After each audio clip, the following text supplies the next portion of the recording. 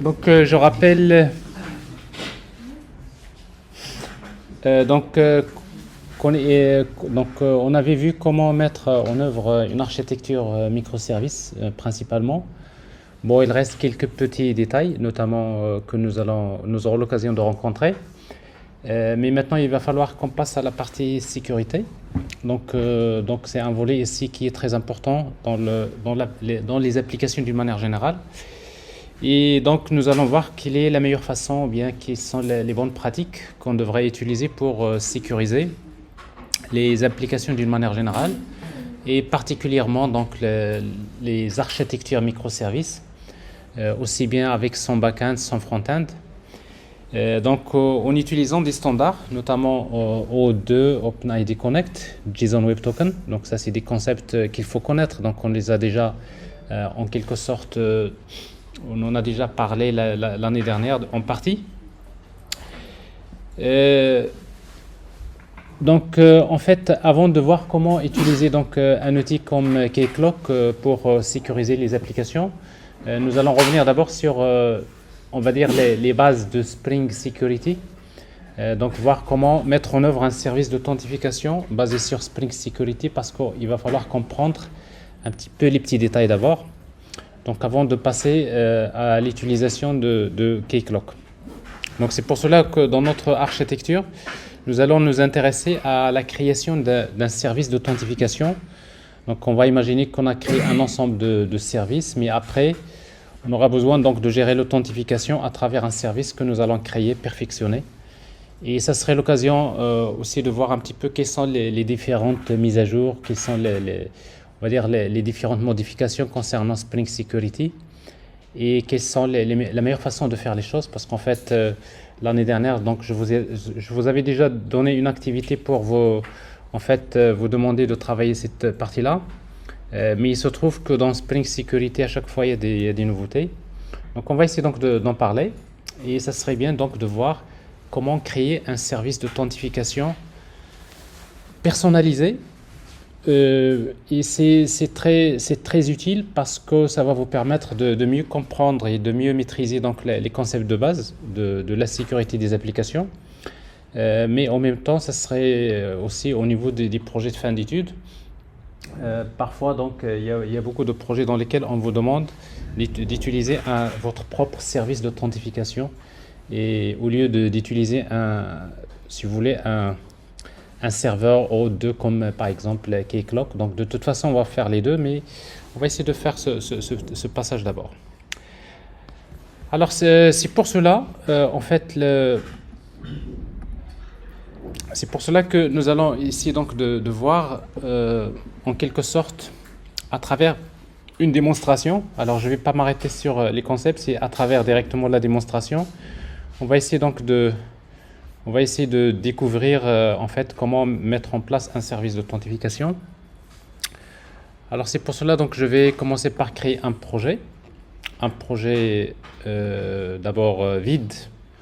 Bon, normalement, je peux bien revenir au même projet de la dernière fois et ajouter un nouveau projet pour la sécurité. Donc ça, on peut le faire. Ici, je suppose que je suis dans un projet qui va contenir plusieurs microservices. Donc je vais créer un empty project que je vais appeler par exemple My Ecom App. On dit toujours dans notre application de e-commerce. Donc ça, c'est un projet vide. Alors dans ce projet-là, donc nous allons essayer donc d'ajouter un certain nombre de modules. Donc ici directement, je vais ajouter un module. Alors c'est une application Spring Boot. Donc ici, donc je vais ajouter directement ce qui m'intéresse ici. Donc c'est le service de sécurité. Donc security service. Alors org.sid comme groupe ID. Bon, je vais utiliser Java 17. Alors pour les dépendances, donc j'aurai besoin d'utiliser donc Spring Web. J'aurai besoin d'utiliser en fait, parce qu'on va créer notre propre service d'authentification basé sur c'est-à-dire notre propre base de données, on va utiliser GPA. La même chose, on va utiliser H2 comme d'habitude. On va utiliser Lombok. Bon, ça c'est les habituels. Et après maintenant pour la sécurité, donc on va ajouter tout simplement, en fait la meilleure façon c'est d'utiliser voilà, O2 Resource Server. Bon, ça inclut Spring Security et ça inclut pas mal de choses, notamment concernant JWT, JSON Web Token.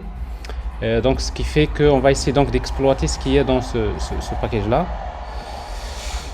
Et après, pour la configuration, on va voir que pour en fait les clés, on va dire les public key, private key, tout ça. Donc, on va essayer donc de gérer à nouveau donc la configuration. Comme on a fait la dernière fois, donc il y a configuration processor. Voilà, Spring Configuration Processor, donc ça nous permet d'injecter facilement quelques propriétés de configuration. Donc globalement, ça c'est les dépendances qu'on va créer pour le moment. Et après, on va voir si on aura besoin d'en ajouter quelques-unes.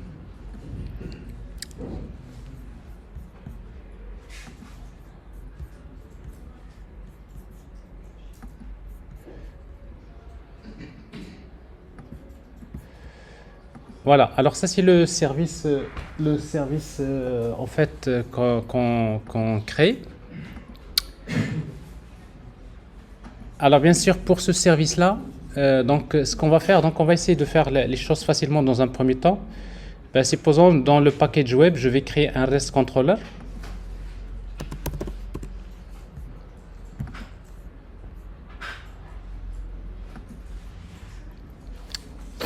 Alors qu'on va appeler en fait test REST API. Bon, c'est juste un REST controller simple.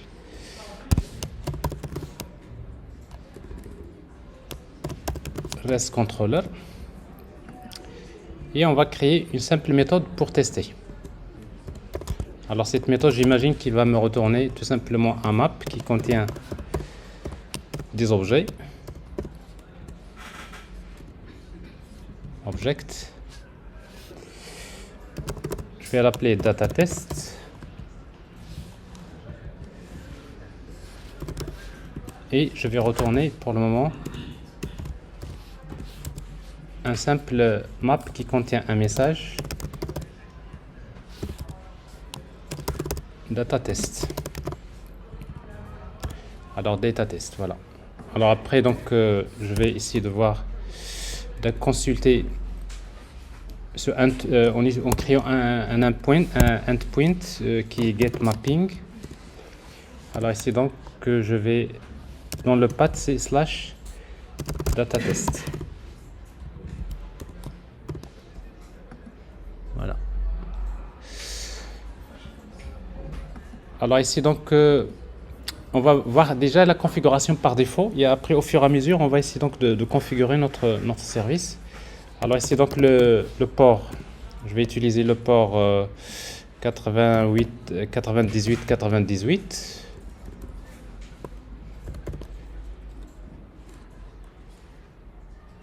Bah, pour le moment c'est tout.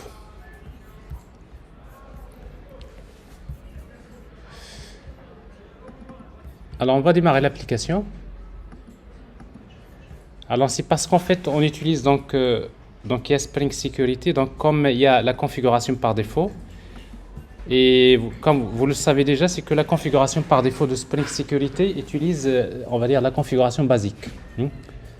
C'est le système Basic Authentication, et ce qui fait que d'ailleurs vous voyez ici il vous génère un mot de passe au démarrage. Et si vous tentez d'accéder à l'application, localhost 98. Alors vous voyez déjà par défaut, donc vous avez en fait une authentification, c'est-à-dire vous avez en fait, c'est pas l'authentification basique, c'est l'authentification par défaut que vous avez réellement sur Splunk Security. Bon, par défaut, vous savez, il y a un utilisateur qui s'appelle user tout simplement. Et le mot de passe, il faut copier ce mot de passe que vous avez là. Et il suppose par défaut que toutes les ressources sont protégées. En principe, avec ça, on est authentifié. Mais si vous accédez à maintenant data test, c'est parce qu'on est authentifié. Donc ici, donc il n'y a pas de problème. Donc j'ai bien donc j'y arrive parce que je suis authentifié. Alors maintenant, c'est pas ce qui nous intéresse. Ce qui nous intéresse, c'est comment en fait protéger notre application par un système d'authentification de type stateless. Parce que là, c'est un type d'authentification stateful qui est basé sur les sessions et les cookies. Donc je vous rappelle qu'il y a deux modèles d'authentification. Stateful, dans lequel les sessions sont gérées côté serveur en utilisant donc en fait les sessions et les cookies. Et après, il y a l'authentification stateless dans ce modèle-là. En fait, la session de l'utilisateur est enregistrée dans un token, principalement JSON Web Token, et ce token va être délivré au client. Donc, nous, ce qu'on va faire, c'est qu'on va utiliser un système d'authentification stateless. Alors, c'est ce qu'on va faire en termes de configuration. Voilà, alors donc ça c'est l'application. Alors donc pour personnaliser la configuration, donc nous allons créer en fait on va créer un package. Alors le package on va l'appeler config, dans lequel on va créer notre classe de configuration qu'on va appeler security config.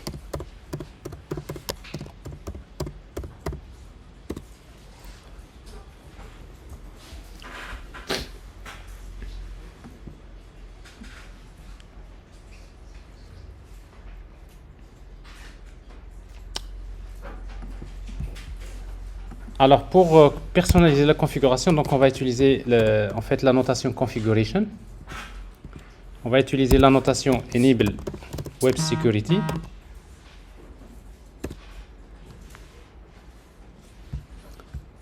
Et après, donc en principe, si vous vous rappelez, donc la dernière fois, donc je vous ai dit que généralement on va hériter d'une classe web security configure adapter et on redéfinit les méthodes configure. Ça c'est l'ancienne pratique.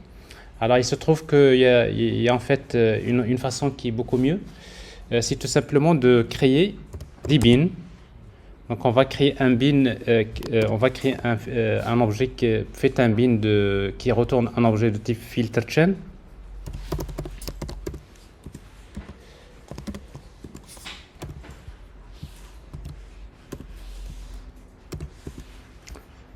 Donc c'est un bin dans lequel vous pouvez injecter directement HTTP security.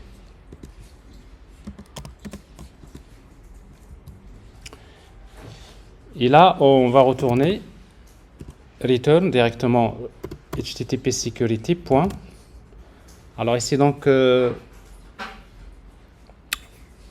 alors d'abord,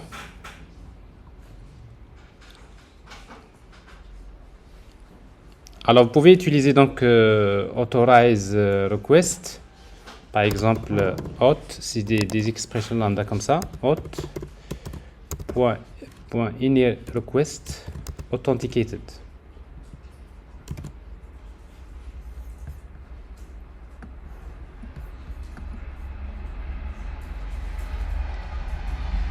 Alors vous aurez juste besoin de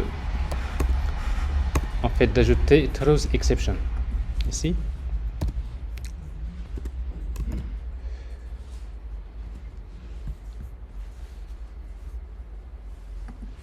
Donc HTTP security. Alors c'est-à-dire que je suppose que toutes les requêtes nécessitent une authentification. Alors après on va désactiver donc en fait le CSRF. Donc la même chose ici, donc je vais utiliser CSRF.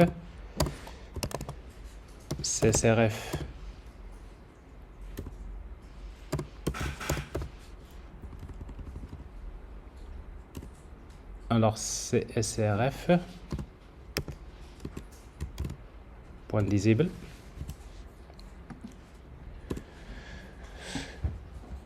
Alors, quoi d'autre? Donc, ici, donc, je vais encore ajouter. Pour le moment, je vais utiliser donc voilà, c'est session management, donc la session. Ici, session.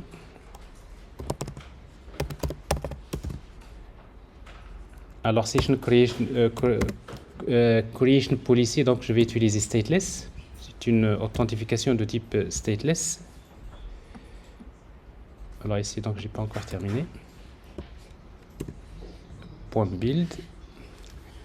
Alors pour le moment, donc je vais utiliser basic authentication. HTTP basic. Je vais utiliser donc customizer with defaults. C'est-à-dire je vais utiliser la configuration par défaut.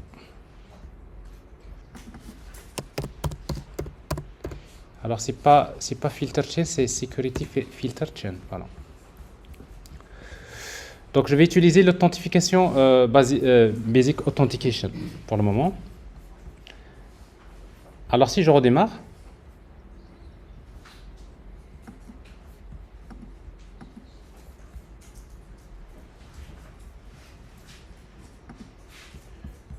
et si je tente d'accéder à endpoint, donc vous voyez ici, donc je suis passé sur basic authentication, c'est-à-dire il faut forcément dans le... Donc je vous rappelle que basic authentication, ça consiste en fait à envoyer un username et un mot de passe. Mais pour le moment, quel username, quel mot de passe? Donc on va créer les utilisateurs et les mots de passe. Alors dans un premier temps, on va utiliser donc in-memory authentication et après on va utiliser user detail service, donc comme on a d'ailleurs fait la dernière fois. Alors pour cela, donc on va créer un autre bin ici. In-memory user detail service. In-memory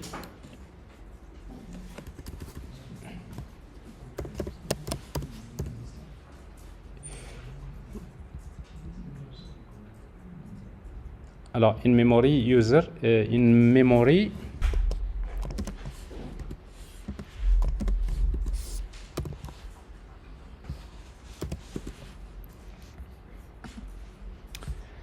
alors donc ça c'est un bin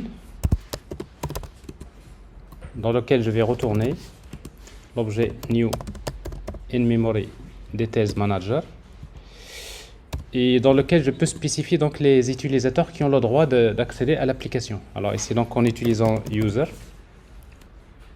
Spring Security point with username, par exemple user1 point password 1 2 3 4 et point authorities. Alors par exemple je vais lui donner le rôle user. Point build, ça c'est le premier utilisateur et je peux ajouter d'autres.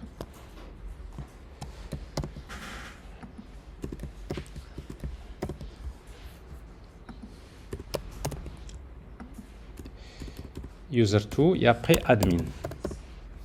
Alors pour admin, donc je vais lui attribuer donc les authorities, les rôles user and admin. Alors ça, je garde toujours la même chose que la dernière fois. Alors sauf que bien sûr ici donc il y a en fait un password encoder. Donc c'est-à-dire que pour le moment, si vous voulez pas utiliser un password encoder, vous pouvez utiliser ici. Donc je vous rappelle, vous utilisez nope sur le mot de passe, c'est-à-dire no password encoder. Alors c'est-à-dire je l'utilise en clair. En fait le mot de passe il est en clair. Alors ça c'est en fait les utilisateurs.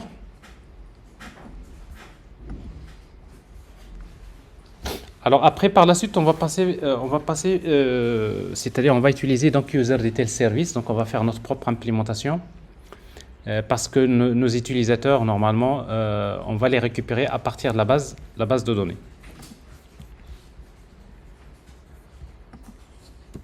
Alors maintenant ici donc si vous mettez user1, le mot de passe 1 2 3 4 Alors ici, donc, vous voyez, donc là, c'est l'authentification basique. Alors, en fait, pour tester sur Postman,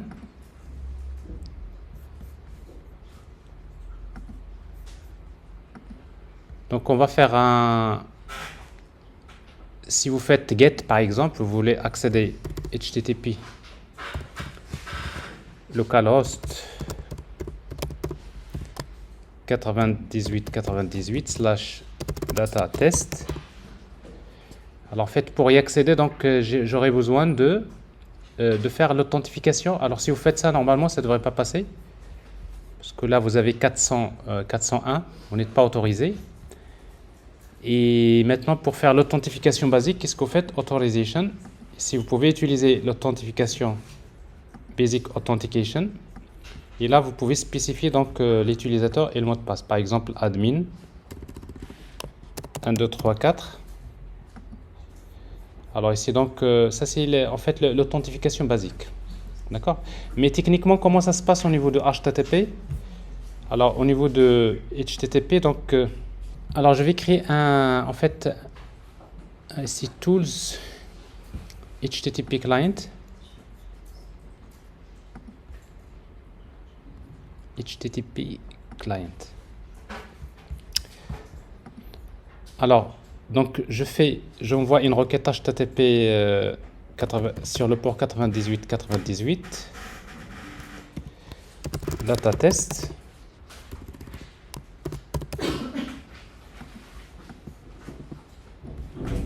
Bon, accept, donc ici vous avez application JSON, et après vous envoyez le header authorization.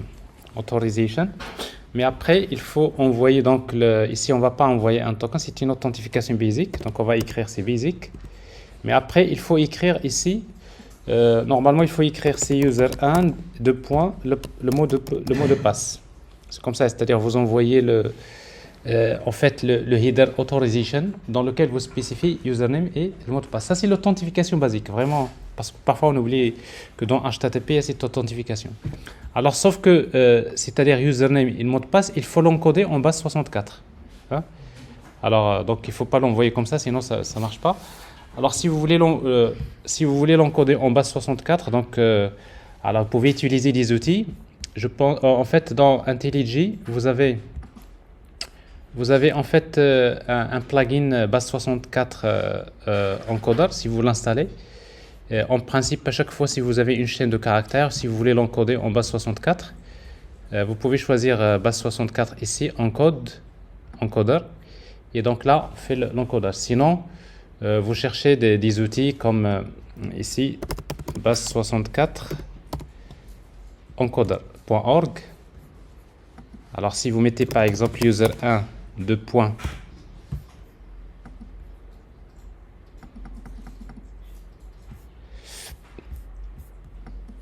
alors user1 2.1 2 3 4, donc ça c'est le clair, et après on va l'encoder,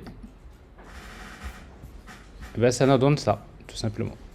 Donc ça c'est l'encodage base 64, c'est pas de la crypto, c'est juste l'encodage. Alors c'est exactement ce que j'ai ici. Alors donc si j'envoie la requête, alors je vois bien ici donc que je suis authentifié, il n'y a pas de problème.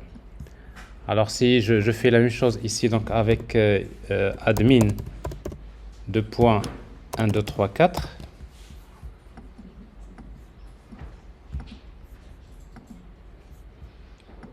ben je l'encode, j'envoie. Il y a quelque chose qui manquait. Oui, tout à fait. Alors basic admin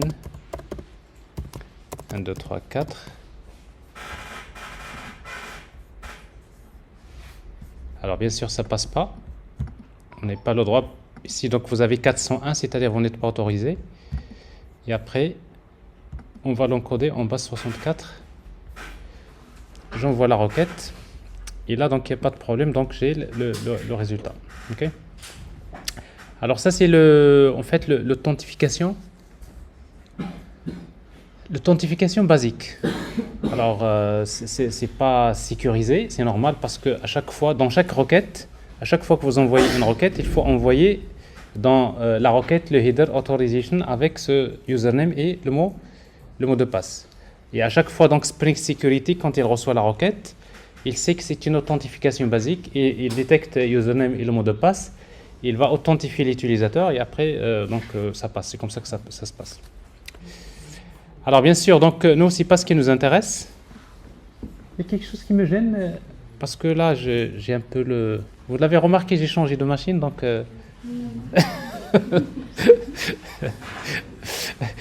J'en ai marre d'avoir une machine qui tourne, voilà, qui chauffe beaucoup. Donc, en principe, ça devrait être beaucoup mieux. Mais ici, donc, je pense que ce que je vais faire, donc, je vais arrêter l'enregistrement. Alors, donc, ce qu'on va faire, donc, pour générer un token de type JWT, donc, on aura juste besoin, donc, d'ajouter autre de resource server. Donc on va utiliser la méthode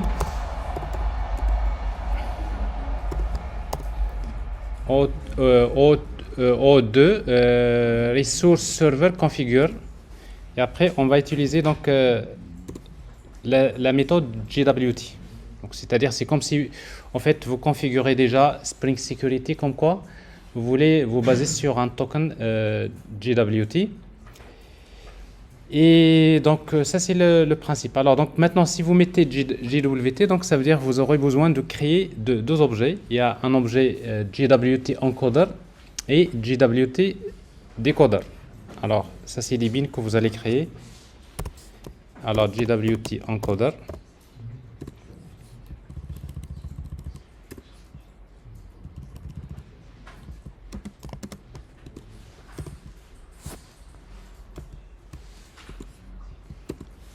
Et JWT decoder.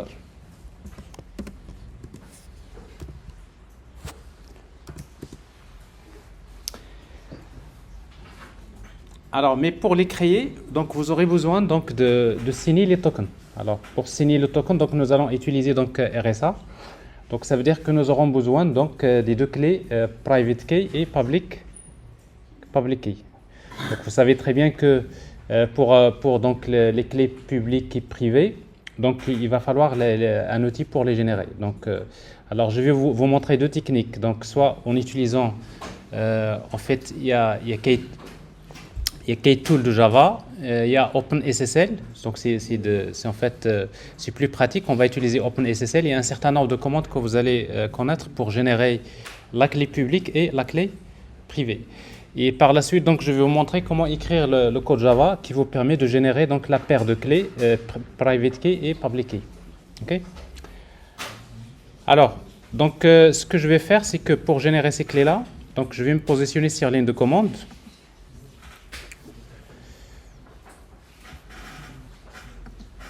Alors, dans le dossier ressources, donc, je vais ouvrir... Bon, je vais carrément créer un dossier à l'intérieur de Resources, un dossier que je vais appeler ça c'est les certificats. En fait, ça c'est pour les clés. Et après, donc, je vais générer mes clés en utilisant l'outil OpenSSL. Alors là, ça nécessite d'installer donc OpenSSL dans votre machine. Donc les commandes. Pour les commandes à exécuter, donc je vais faire rapidement pour ne pas perdre beaucoup de temps. Bon, alors la première c'est celle-là. Donc on va générer donc une paire de clés, keypair. Alors pour cela donc on va. Alors ici donc je suppose que j'ai déjà installé ici OpenSSL, ok. Donc la commande c'est celle-là, donc c'est OpenSSL gen rec -out. Donc je vais générer un fichier qui s'appelle keypair.pim. Et après, donc, la taille de la clé, donc, vous pouvez utiliser donc 1024, 2048. Donc, ça, c'est généralement ici, donc, j'utilise ici 2048. Alors, ça me permet de générer, ici, donc, dans le dossier là, ça vous permet de générer une clé privée. Donc, vous voyez, donc, c'est une paire de clés. Mais à partir de ce fichier là, keypair, donc, je vais générer public key et private key. Alors, Pour cela, donc, vous aurez encore besoin d'utiliser donc ces deux commandes-là. Alors, la première, c'est générer public key.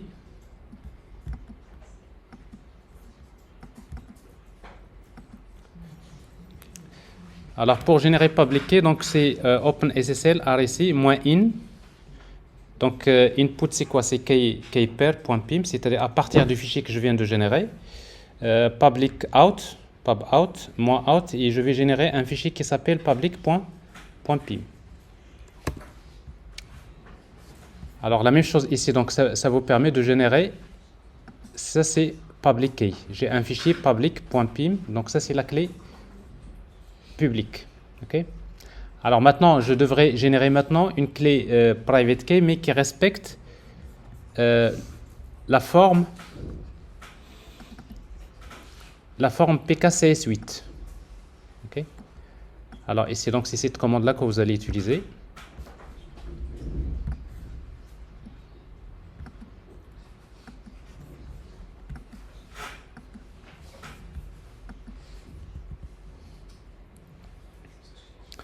Alors l'essentiel c'est que en input, donc j'ai keypair.pim et output je vais générer private.pim, mais cette fois-ci avec la forme PKCS8. Et du coup donc je m'en sors avec en fait deux fichiers. Il y a le fichier public.pim, c'est la clé publique. Normalement c'est cette clé publique qui va être partagée par l'ensemble des microservices pour signer le token. Et vous avez private, donc ça c'est la clé privée normalement qui devrait rester uniquement chez le service qui fait l'authentification. Donc ça c'est une clé qui ne va pas être partagée. Alors ça c'est la première solution. La première solution c'est de générer ces clés. Alors la deuxième solution, si vous voulez écrire une application Java qui fait la même chose. Donc si vous ne voulez pas installer OpenSSL, donc je vais vous montrer le code que j'ai écrit.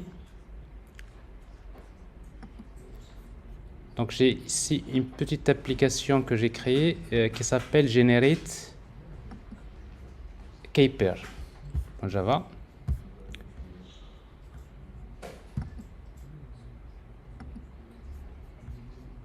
Ben, je vais la mettre ici.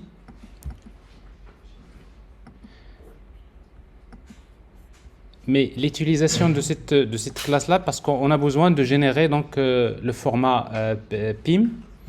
Donc ici, donc, on aura besoin d'ajouter une dépendance, parce que sinon vous allez écrire du code. Alors quelle est la dépendance qu'on va utiliser? Donc on va utiliser d'ajouter cette dépendance-là.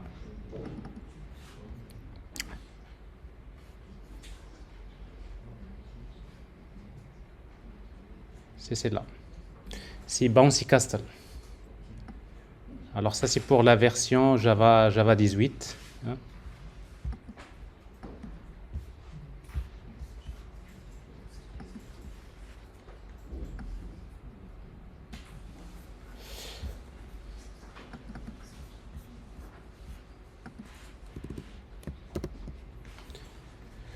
Voilà, en fait, cette librairie, c'est très connu dans Java. Donc, c'est une librairie qui implémente quasiment la majorité des algorithmes de crypto, d'une manière générale.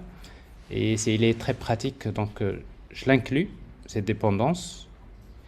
Et ça me permet de créer une application comme celle-là. C'est très simple. Alors, regardez bien.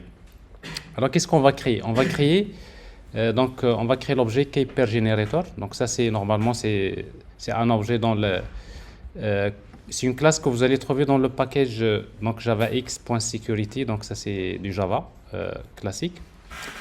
Alors quel type de clé qu'on va générer? Donc on peut générer une clé de type RSA. Donc c'est le générateur de type l'algorithme RSA. Alors pour générer une paire de clés, donc vous utilisez la méthode generateKeypair. Donc ça permet de générer donc un paire de clés. Et après, par la suite, donc si vous voulez la clé publique, vous mettez keypair.public. Si vous voulez la clé privée, vous utilisez keypair.getPrivate. Donc ça vous génère la clé privée et la clé publique. Vous savez très bien que dans la crypto, la clé publique et la clé privée, mathématiquement, ils doivent être liés par une relation. Il y a une relation mathématique qui va les lier. Donc, vous ne pouvez pas imaginer vous-même des clés comme ça. Donc, ils doivent être générés par des algorithmes comme ça. Donc, get encoded, ça vous permet, donc la clé, ça génère la clé en format byte, c'est-à-dire c'est un tableau de bytes. Bon, normalement, on a les deux clés, mais maintenant, il va falloir, on aura besoin donc d'écrire ces clés-là en format texte, c'est-à-dire normalement c'est un format base64, mais qui respecte une norme. Donc, c'est pour cela que moi, j'ai besoin de générer un fichier que je vais appeler pub.pim. Donc c'est là où j'utilise donc cette librairie que je viens d'ajouter. Je crée un objet pimWriter qui va m'écrire sur le fichier pub.pim. Et après donc ici donc la clé publique, en principe, si vous remarquez dans la clé publique, ça commence toujours par l'entête. Donc begin public key, et à la fin vous voyez ici end public key. Alors c'est pour cela qu'on va le préciser ici dans l'application. Ici, vous voyez donc, c'est-à-dire en fait, le header, qu'est-ce que vous voulez mettre? Donc, on va mettre public key. Alors, quoi d'autre? Et après, on écrit, donc, pimWriter, pim, bon, et après, on ferme. Donc, c'est-à-dire, donc, j'ai déjà ma clé publique, donc, je l'ai enregistrée en ce format-là, base 64, avec ce format qui respecte les standards. Donc, c'est... Alors, la même chose, donc, je vais le faire pour une clé privée. Alors, pour la clé privée, donc, je fais la même chose. Donc, je vais créer un fichier pri.pim. Donc, c'est-à-dire le header, c'est private key. Et après, donc, j'ai créé donc, mon objet ici, donc, pimWriter, voilà, tout. Alors, ça, c'est une simple application. Donc, ça vous évite donc de passer par Open SSL ou un utilitaire qui vous permet de générer vos clés. Donc ça, vous pouvez toujours utiliser ces techniques-là. Donc cette application, je vais l'exécuter. Run Java Application. Normalement, cette application, si vous l'exécutez, alors j'ai encore, en fait, il n'a pas pu exécuter parce que là,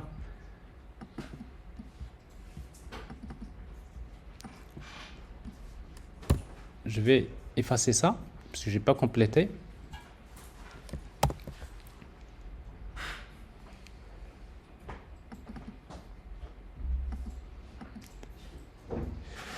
Alors, si vous exécutez l'application, vous allez voir ici, donc,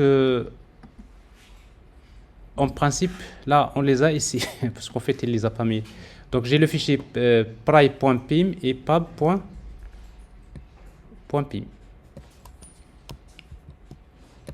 Alors, je vais les prendre et je les mets ici.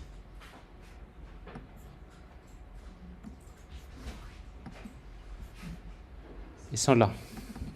Donc, vous voyez, c'est pareil. Donc, j'ai ici une clé privée et là, j'ai une clé publique. Donc, maintenant, j'ai le choix de travailler avec soit la première ou la deuxième. Donc, c'est juste pour vous montrer ça. Vous ne l'avez jamais fait? Ben, il faut le faire.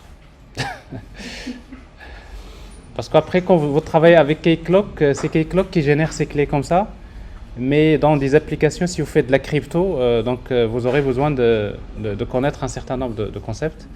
Je ne vais pas trop tarder là-dessus, mais bon, c'est juste un passage. Bien, alors maintenant, ben, on suppose que nous avons les clés public key, private key qui ont été créées. Alors maintenant, on va les utiliser. Alors ici, dans le fichier application properties, donc je vais créer une propriété que je vais appeler rsa.public key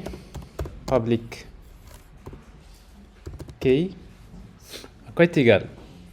Donc on fait normalement public key, donc je vais les chercher dans un fichier, donc je vais utiliser classpath le dossier source / le fichier s'appelle donc ça c'est public, donc c'est public. Le fichier s'appelle public.pim. Alors la même chose, donc c'est rsi.private key égale classpath source / private. Alors vous savez très bien que par exemple le private key en principe non.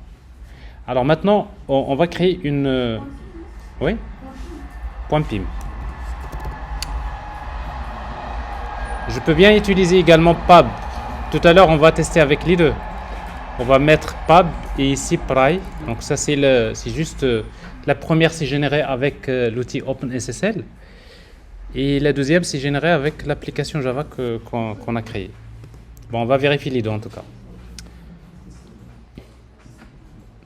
C'est bon? Pas de questions pour cette partie-là?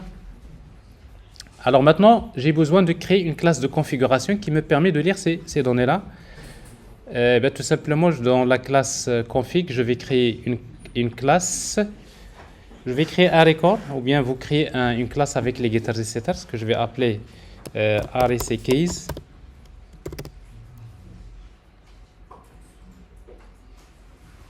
Config.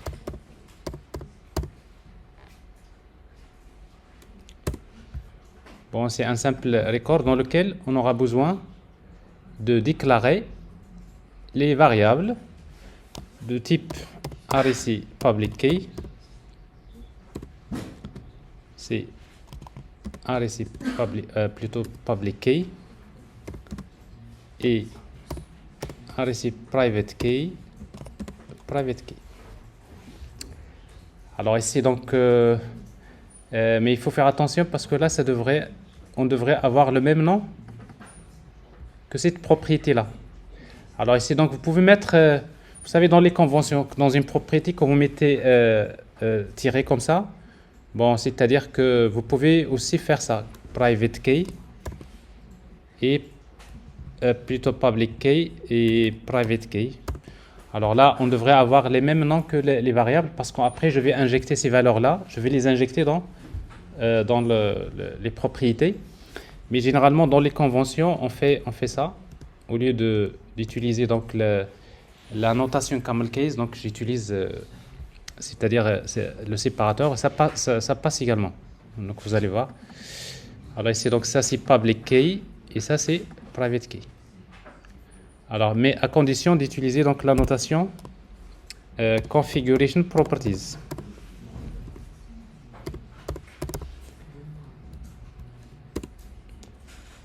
Et c'est quoi le préfixe? Le préfixe c'est RSA. Donc c'est comme si en fait je suis en train de dire va vers le fichier application properties, tu vas chercher toutes les propriétés qui commencent par RSA. Et tu me récupères les valeurs et tu vas les injecter directement. Tu vas les injecter dans ces variables. Donc automatiquement, donc, je récupère ma clé privée et ma clé publique. Donc ça c'est l'une des façons les plus simples à utiliser. Alors bien sûr ici donc il ne va pas comprendre, en fait il n'a pas accepté ça parce que il faut aller vers l'application et vous ajoutez enable.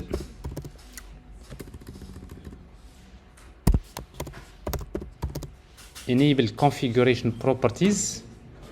Pour quelle classe? Notre classe s'appelle REC config.class. Alors d'ailleurs c'est pour cela qu'on avait ajouté la dépendance, si vous vous rappelez au début. Donc j'avais ajouté une dépendance qui est voilà, c'est configuration processor. Donc ça c'est pour justement c'est un processeur qui vous permet de récupérer facilement les propriétés de configuration à partir de votre contexte de configuration. Ici, c'est le fichier application properties. Mais vous savez très bien si vous travaillez avec, si vous utilisez Spring Cloud Config, ou bien si vous utilisez Vault, ou bien si vous utilisez Console Config, c'est pareil. Donc, c'est-à-dire on peut récupérer donc les choses comme ça. Voilà. Alors ici donc j'ai cet objet-là. Alors maintenant je reviens à ma configuration. Donc en résumé, qu'est-ce que je viens de faire? En résumé, donc j'ai généré une clé privée, une clé publique. OK? Quoi d'autre? J'ai créé tout simplement une classe de configuration pour récupérer mes deux clés REC public key et REC private key. Alors maintenant, je vais les utiliser dans ma config, security config. ce que je vais faire, donc je vais injecter RSA case config. Je fais l'injection via le constructeur.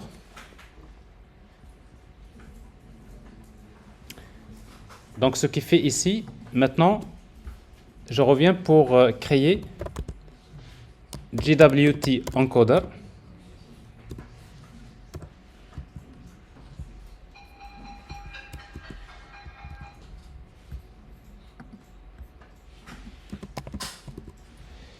Et JWT decoder.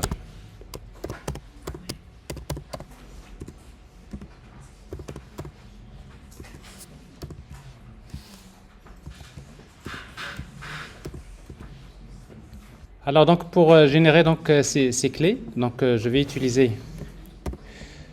plutôt pour générer donc pour JWT decoder, qu'est-ce que je vais faire? Donc je vais utiliser une classe qui fournit dans les dépendances Numbase JWT decoder with public key. Alors ici donc j'utilise ma propriété ici.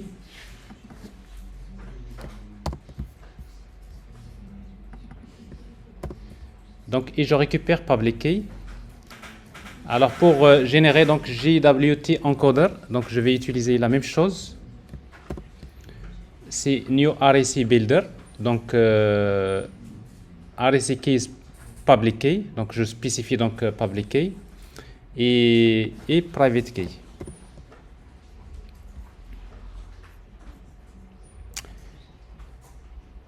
Donc, vous voyez donc pour JWT encoder, c'est-à-dire c'est celui qui va me permettre de générer les tokens, c'est-à-dire un JWT pour qu'il soit généré. Donc pour signer le token, vous voyez bien que j'aurai besoin de quoi? J'aurai besoin d'utiliser public key et private key. Mais pour vérifier la signature des tokens, donc j'aurai besoin de que public key. Donc ça c'est le principe. Alors ici donc j'utilise donc je crée un objet JWT source et après je retourne l'objet Numbase JWT encoder de JWT source. Donc ça c'est la façon avec laquelle on crée les JWT encoder et JWT decoder. C'est clair? Vous voyez donc il n'y a pas beaucoup de code jusque là. Ça va nous éviter de créer les filtres qu'on avait l'habitude de créer sur Spring Security, mais il y a un certain nombre de choses qu'il faut comprendre. Pas de questions? Alors maintenant, qu'est-ce qui reste? Maintenant, nous aurons besoin de créer un endpoint qui permet de générer le token. Alors ici, donc, je vais créer un contrôleur que je vais appeler auth controller, authentication controller. Donc c'est un REST controller.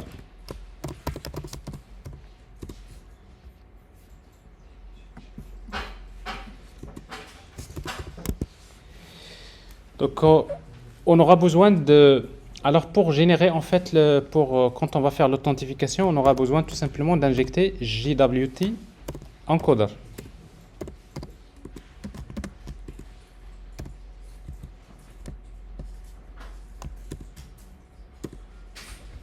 On va l'injecter.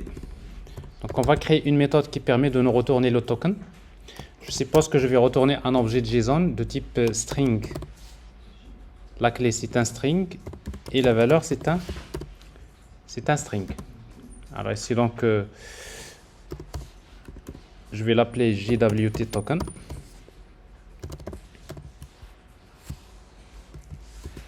Alors pour accéder, c'est-à-dire s'authentifier, donc on va utiliser. Alors je vais utiliser voilà, je vais utiliser donc get mapping. C'est pas get mapping, c'est post mapping.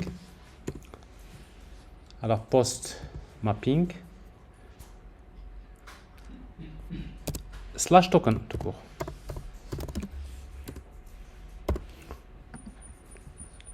Donc c'est-à-dire quand j'envoie un post slash token, normalement pour faire l'authentification maintenant, j'aurai besoin d'utiliser, d'envoyer username et le mot de passe. Ok. Alors comme ici, donc j'ai utilisé l'authentification basique pour le moment, parce qu'après on va changer. Comme j'utilise l'authentification basique, donc je peux directement injecter l'objet authentication.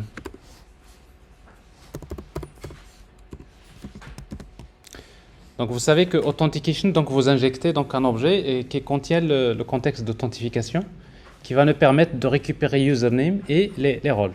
Parce que l'authentification ici, elle est basique. Basique, ça veut dire quoi? Ça veut dire que dans la requête HTTP, vous envoyez username et le mot de passe en mode base 64. Et après, Spring Security, il va authentifier. Donc, c'est-à-dire l'authentification, c'est Spring Security qui va le faire. Bon, pour le moment, on va le laisser. Alors, après, maintenant, ce que je vais faire, donc je vais générer. Donc ici, j'ai besoin de générer un token. C'est à moi de le personnaliser. Donc, je vais créer un objet instant et de type c'est la date system now.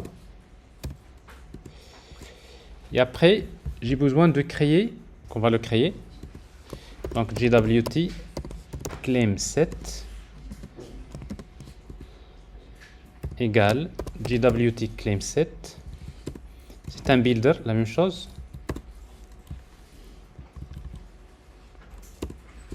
Alors maintenant, ça c'est en fait vous savez que dans un JWT, vous avez un ensemble de claims. Alors parmi les claims, il y a d'abord subject. Alors c'est quoi le subject?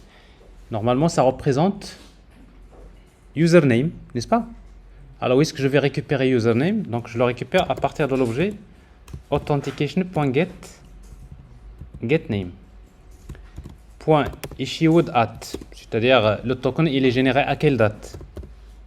Je vais utiliser l'instant actuel, c'est-à-dire c'est la date système.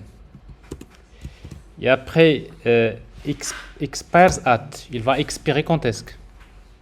C'est-à-dire le JWT que vous allez générer, quand est-ce qu'il va expirer? Donc je vais utiliser l'instant plus,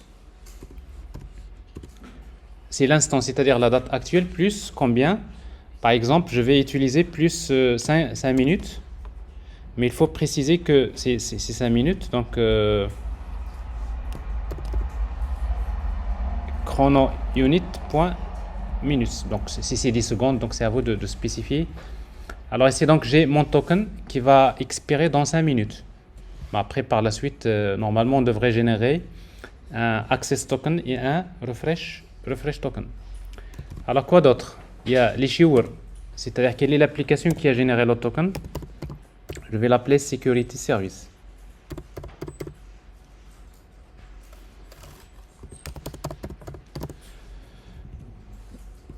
L'issuer, peu importe. Quoi d'autre? Et après, surtout, il y a maintenant les rôles. Parce que quand je génère le token, il y a tout ça, mais après, je vais mettre les rôles. Alors, pour les rôles, donc, je vais utiliser claim. Je vais l'appeler scope. Pour ça, c'est le terme qu'on utilise d'une manière standard, scope, c'est-à-dire ça représente les authorities ou bien les rôles, etc. Et là, je vais récupérer donc à partir de authentication, je suis déjà authentifié, donc je récupère get authorities. Alors ici donc authorities, donc ça retourne, donc je vous rappelle que si vous mettez authentication.authorities, donc ça vous retourne quoi? Ça vous retourne un objet, une collection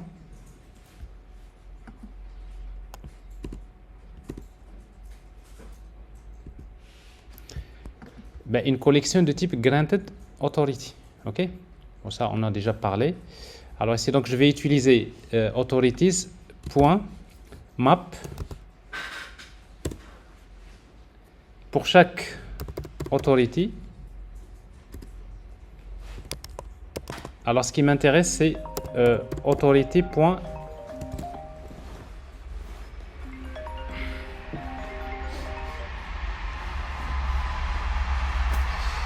Alors chaque autorité il a un nom, getName,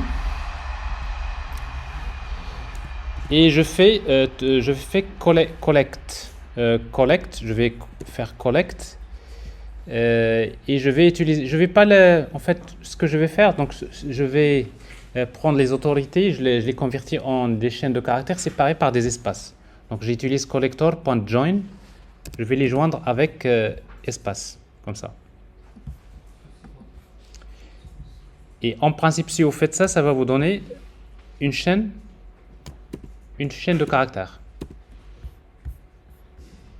Ça, c'est scope. Alors, qu'est-ce qu'on va trouver normalement dans scope? Dans scope, on va y trouver... Alors, on va y trouver donc c'est l'ensemble des rôles de l'utilisateur séparés par des espaces. Donc, c'est comme ça qu'on fait généralement.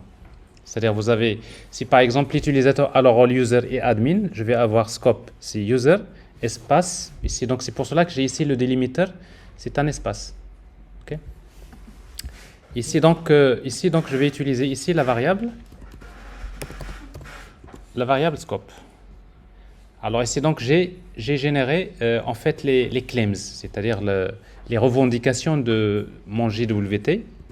Alors maintenant, je vais utiliser donc string JWT access token.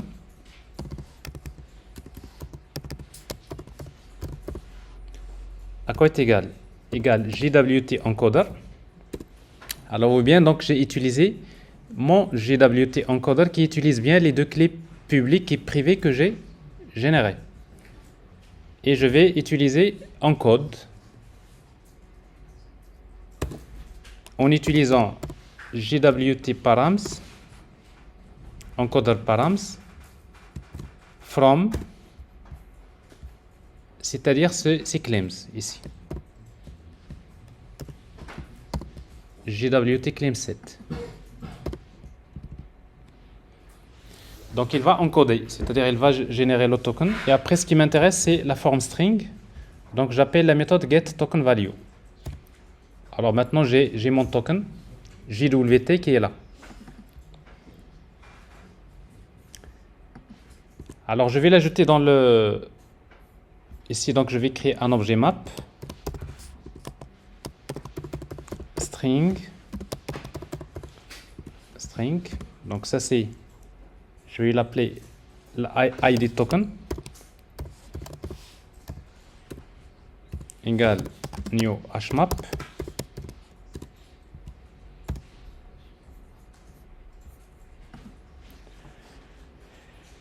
Donc id token.push, je vais ajouter une clé que je vais appeler access token.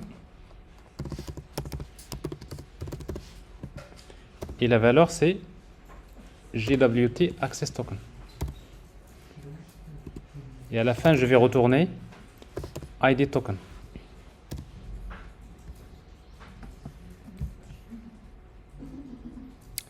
Alors en fait c'est pas vraiment compliqué. L'essentiel c'est que le plus important de ça c'est que j'ai un objet donc qui est JWT encoder qui me permet de générer le JWT token. Et pour le générer, donc j'ai besoin de définir les claims. Donc les claims principaux, donc subject, issued at, il va expirer quand est-ce, c'est quel issuer, et après surtout scope, c'est-à-dire les rôles de l'utilisateur. Okay. Oui. Alors la ligne 31. 31.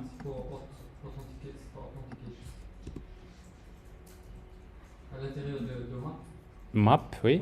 Auth. Oui, merci. C'est auth. C'est auth.getName. Auth map. Auth.getAuthority. Tout à fait. Bien vu. C'est-à-dire parce qu'en fait, ça retourne des objets de type simple, plutôt granted authority. Donc il faut appeler la méthode getAuthority, c'est elle qui nous donne le nom, c'est-à-dire le nom de l'autorité ou tout simplement c'est le rôle.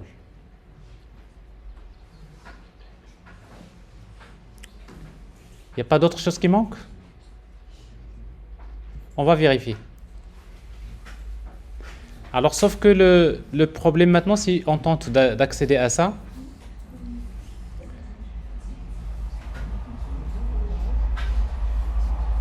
alors si on tente de s'authentifier maintenant, via HTTP ou via Postman, peu importe. Alors, je vais lancer Postman parce que je l'ai quitté tout à l'heure. Bah, en attendant qu'il démarre, donc je vais prendre donc, mon client HTTP, HTTP client. Alors, je vais m'authentifier. C'est quoi? C'est 98 slash token. Alors ici donc c'est authentication basic. Alors je vais m'authentifier avec l'utilisateur user 1 et le mot de passe c'est 1 2 3 4. Je vais l'encoder en base 64.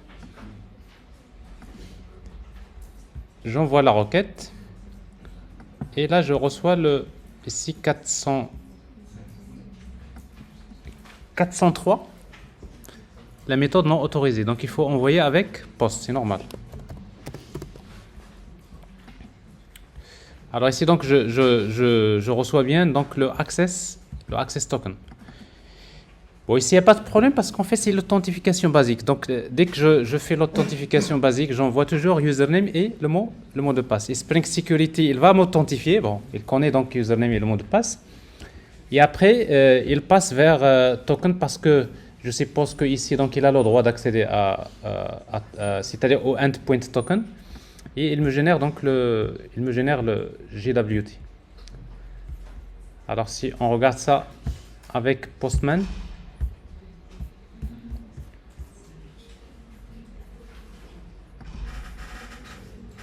mon Postman ne veut pas démarrer.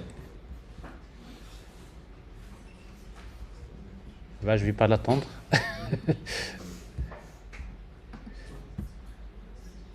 Alors, si on prend notre JWT,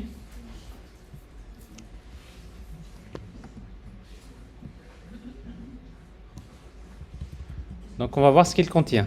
CTRL-C. Alors, au niveau du browser, donc on va vers le site jwt.io. Ah, c'est pour cela que Postman ne voulait pas marcher parce que la connexion ne marche pas. Ouais. Parce que ma connexion, elle a expiré.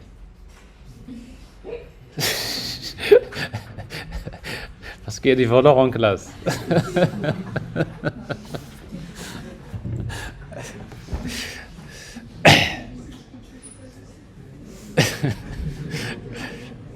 Bon, j'ai changé de connexion. Ça marche pas. Alors, quelle matinée? Alors, ici, donc là, il n'y a pas de problème. Je vais changer ça. Alors, jwt.io. Voilà. Alors, regardez mon JWT qui a été généré. Donc, ici, donc, j'ai le header. Alors, le header, qu'est-ce qu'il y a dessus? J'ai utilisé RSA 256. Alors, le payload, qu'est-ce que j'ai ici? Donc, l'issue, c'est quoi? Security Service. Alors, je vais agrandir un petit peu. Alors, c'est quoi subject? User 1.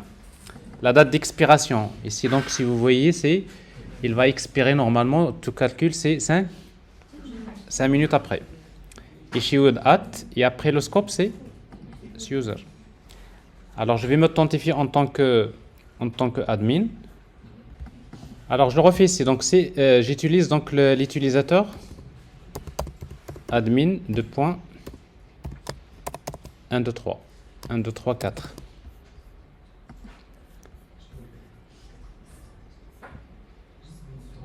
Ben, ça marche pas, c'est normal. Vous avez, ici, vous allez trouver 400, c'est 401.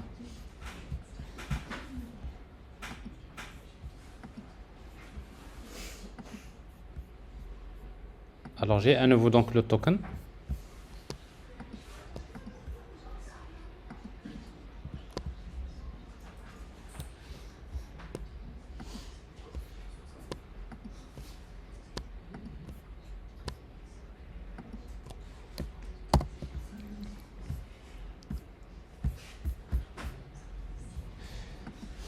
Alors, à nouveau, donc, je prends un peu le token. Et là, je trouve la seule différence. Vous voyez ici le scope? Alors, dans le scope, je trouve admin, espace user.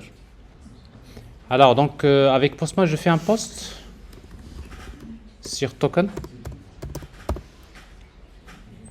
Et après, authorization, basic authentication. Ici, donc, j'utilise admin. J'envoie la requête et je vois bien ici le JWT token qui est là.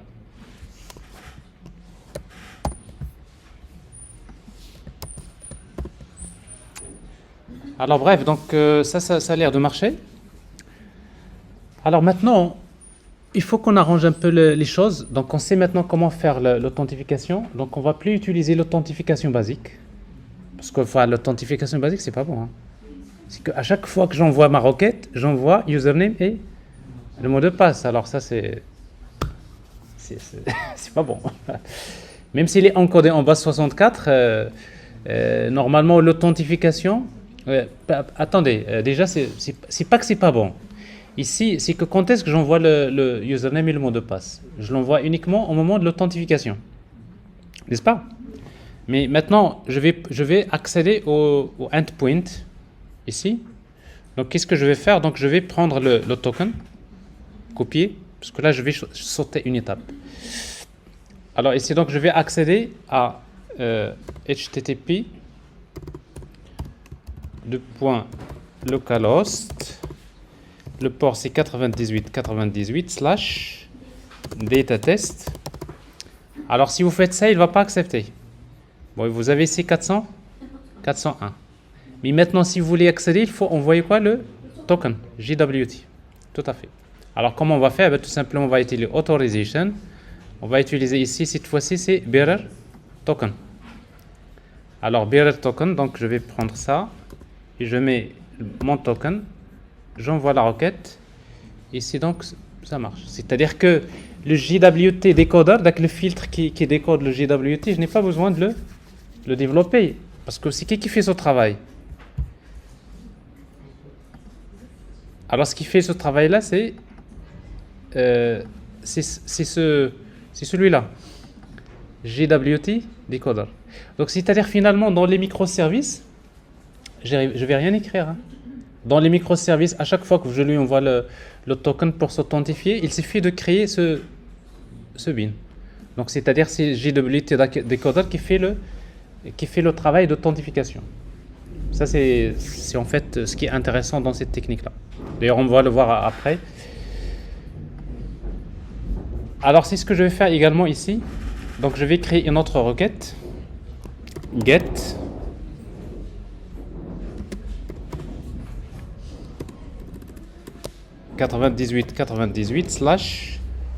/datatest. Alors, ici, donc, il faut envoyer quoi? Il faut envoyer, cette fois-ci, c'est authorization. Là, cette fois-ci, ce n'est plus basic, c'est bearer. Alors, bearer. Et après, je vais copier mon token ici. Voilà. Alors, j'envoie la requête. Alors ici, donc il n'y a pas de problème. Est-ce que c'est la bonne? Oui, c'est la bonne. Alors pour tester ce que tout va bien, donc je vais revenir vers mon contrôleur ici. Alors je vais injecter sur datatest, je vais injecter authentication. Et comme ça, donc ici, donc je vais ajouter d'autres clés. Donc datatest, donc je vais ici afficher username. Alors username c'est quoi? C'est authentication.get. Alors authentication.getName. Et je vais également ajouter la clé authorities.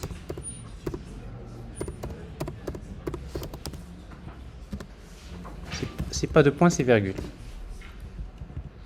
Alors authorities c'est authentication.getAuthorities. Alors, je redémarre.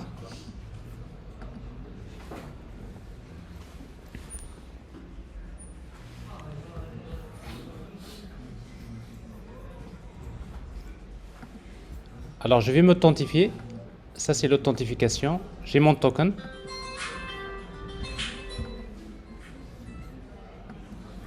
Alors, je veux accéder à ce endpoint. Donc, ici, donc, j'envoie le token.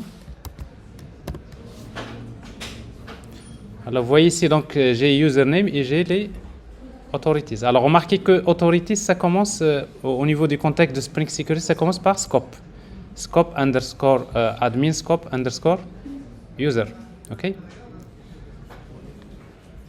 Alors, après la pause? Parce que là, moi aussi, je ne suis pas très à l'aise. Donc, on va prendre un café. Et après, on va peut-être accélérer pour terminer ça à temps. OK?